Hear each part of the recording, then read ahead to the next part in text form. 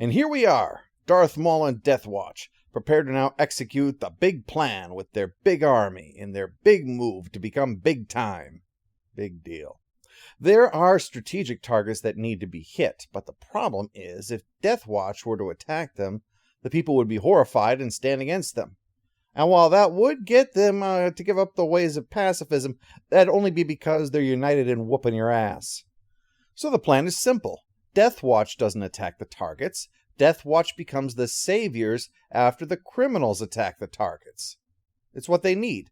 But Red here doesn't like working with the Sith, never mind an army of thugs. Pre Vizsla agrees, but says it'll be taken care of after they've secured power and Maul is no longer needed. Of course, that's a move so obvious that even Savage can see it, and this was a guy who once confused a kidnapping with murder and drop off the corpse. But Maul notes that the one thing they can't do is rule openly, otherwise the Jedi would get involved. They're going to have to use Vizsla until they can find someone less backstabby to put on the throne. So the plan moves forward. The Pike Syndicate takes over the shipping docks, and the Duchess soon learns the force is too large for their guards to stop. Black Sun then starts taking over some kind of park, I think, while the Pike Syndicate aims higher and goes after a vault. See, I can't help but think that someone is just phoning it in today. Though to be fair, Savage has joined the attack on the vault. I don't think he'd settle for menacing people in the park. He'd get bored quick. While the Duchess does her best to calm the people while gangsters take over their world, Death Watch shows up to play hero. He wisely phrases taking them on as a war, because war implies warriors, and that is a reminder of what it takes to get this job done right. Sure enough, the people are on his side. The only hope you have when a crowd starts chanting the word war, war, war, is to follow with, "What is it good for? Absolutely nothing. Say it again." So soon Death Watch is taking the gangsters into custody all over the place. Death Watch our saviors. Yeah, need to work on that branding. It's a good name for intimidation, bad for being the hero. Still, when Savage leads the crooks away from the looted vault and tosses a woman over the railing and very nearly to her death, well, anyone fighting him is going to look like the good guy. Pre Vizsla himself takes Savage on with his own Darksaber, where Savage takes a dive faster than a Vegas boxer in debt to the mob. Pre is soon storming the palace with the support of the people behind him, and the Duchess refuses to try to fight them. So Pre is soon introduced to the people as the new Prime Minister, now that the Duchess and her followers have fled the planet. Take our word for it. He promises to bring back the glorious Mandalore of the past. The crowds all chant his name. His last name, because chanting Pre would sound like a Franciscan monk's car alarm going off. Pre, Pre, Pre, Pre. The Duchess isn't gone, though. Believe it or not, the people who align themselves with Sith and gangsters who proceeded to massacre the people are telling fibs. No, she's locked up, right next to the crooked Prime Minister, who is buying supplies in the black market to prop up her rule.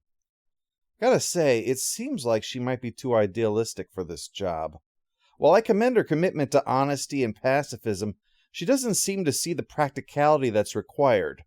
Don't misunderstand that. I'm not saying that her views are impractical or anything. What I mean is that if you want to have ideals as a national way of life, you need a bulwark in order to protect them from adversity.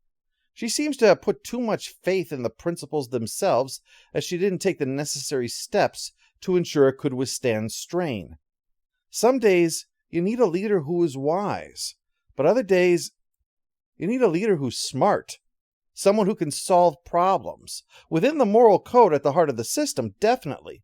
But solve them. Be ready for them. A way needed to be found to withstand various obstacles beyond lie back and think of Mandalore as a national policy. That doesn't mean sacrificing the principles or even compromising the principles.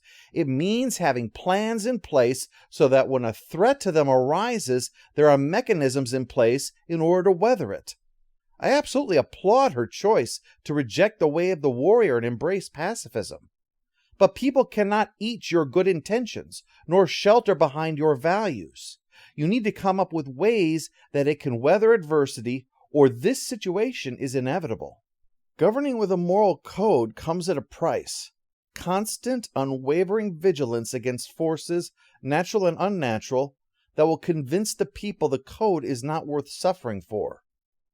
Well, Maul arrives while Vizsla is feeling pretty pleased with himself, talking about the seamless transition of power and the bait to draw in Kenobi for revenge.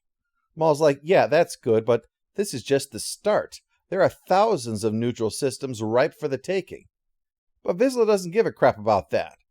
I guess he's one of those warriors that just likes wearing the uniform and not actually warring. Maul is arrested and dragged out in front of the people as a trophy and prop for yet another speech, but Vizsla has just signed his death warrant. You don't survive being chopped in half and then shrug at being humiliated like this. Maul was certainly going to kill him sooner or later. It's just we have moved that slider over to sooner. And this is an opportunity to look for the new face at the head of Maul's puppet regime. Apprentice, I wish a tour of this facility.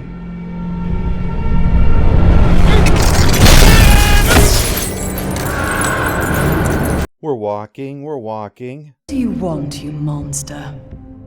Nothing yet, but I will have a use for you in time. Nothing worrying about that from a half-robot with a head that looks like a novelty condom. She points Maul to the disgraced Prime Minister in the next cell as a corrupt piece of shit. So with that endorsement, Maul explains that he's open to installing a new puppet ruler. Naturally, the guy wants to know how Maul expects to take over when Vizsla has the whole planet on his side. But Maul has already figured that angle. Vizsla's whole position rests upon his warrior nature. If challenged in front of his forces, he'll have no choice but to accept. And when Maul kills him, everything that is Vizsla's becomes his. Brings a whole new meaning to hostile takeover. I challenge you, one warrior to another, and only the strongest shall rule Mandalore. Fuck. Well, yeah, no choice but to accept, and Vizsla does put up an impressive defense. This isn't just a melee fight. He's got all that Mandalorian gadgetry to call upon. But Maul has the Force to fuel him. Plus, let's not forget, he's half robot. He can jump around all day and not get tired, while Vizsla is getting worn down simply from attrition. In the end, Maul comes out on top and executes him with the Darksaber, then claims his rightful place as head of Death Watch. Well, there's a conundrum for you. Death Watch was founded to return to the old ways, except the old ways say that Maul will now be in charge, having won in honorable combat.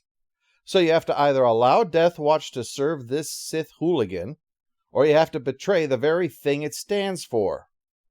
Well, Red chooses the latter, and they're forced to fight their way out. Meanwhile, everything old is new again, as the corrupt PM is put back in charge and tells the people the Duchess murdered Pre Vizsla and has been arrested for it. Oh, and it turns out it was she and not the Grinch who stole Christmas. So, Maul is the shadow ruler of Mandalore. What does it mean? The story concludes in 2 weeks with The Lawless.